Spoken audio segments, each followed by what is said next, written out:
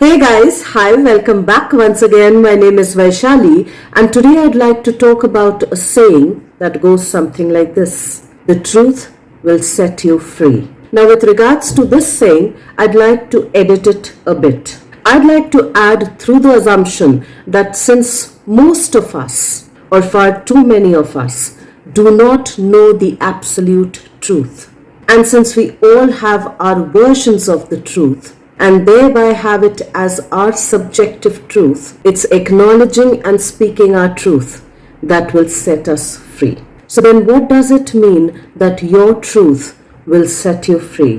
What does it mean that the truth will set you free? And in order to address this, I'd like to take up a few examples. So let's take the example of the movie Tare Zameen Par, wherein this particular child, Ishan, has a certain learning disability. Or we can even reframe it and say that his learning abilities are a little different compared to those of others, compared to what is accepted as the norm, compared to the standard metrics of assessments. Now, since his learning abilities are a little different compared to that of his sibling and his peers, quite naturally his parents feel the pressure. They feel the pressure of the system on them. And they not only feel the pressure of the system on them, but they've also been raised within the same or the similar system. So quite naturally, they start comparing this child, Ishan, in somewhat belittling ways, in somewhat shameful ways, to his sibling and to the other peers. And of course, the intention over there is not malicious. The intention is genuine. The intention is out of good concern. The intention that their child fits into the system, gets some kind of success within the system, is all well intentioned. And yet, to a degree, it denies the child's personal truth. It sabotages that individual's personal reality, which then starts to frame his personality. So as a result of all of this, the child starts to throw tantrums. The child becomes defiant, which the parent then perceives is an act of rebellion, a rebellion that is not pleasant for them. And it is only when this particular teacher, in a different environment away from his home, starts interacting with this child, starts attuning with this child, starts engaging with this child, does someone else see the potentials that the child has? Does someone understand and realize the reality, the subjective truth of this child, of this individual? And it is only when this truth is brought in front, without shaming or blaming anybody, without it being discarded, does it bring and bond the family together, does it set the individual and the individuals free. Let's take another example through the movie Badhai 2, wherein because of the social circumstances, wherein because of the social dynamics, there are these two people who get into a marital alliance despite being homosexuals themselves. Now, of course, they get into this alliance to keep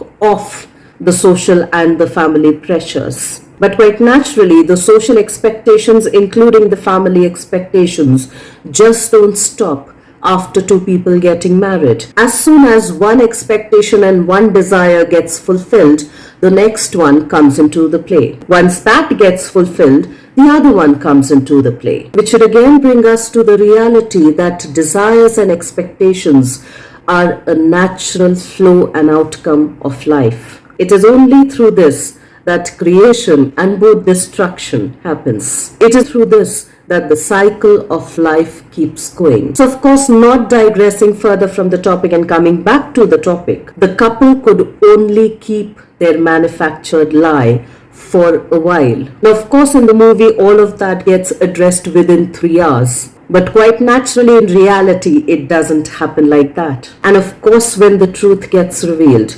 their subjective truth gets revealed.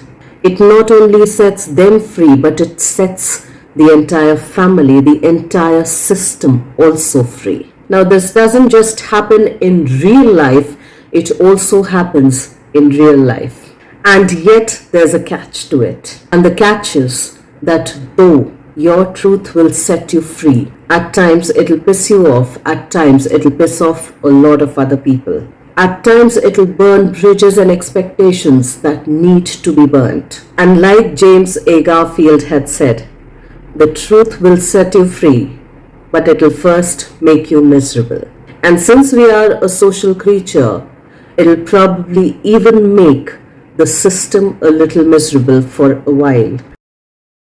And it'll make us miserable, it'll piss us off, because it'll shatter the delusion of the lies that we have created and surrounded ourselves with. It'll shatter the delusions that we have misidentified as our truth.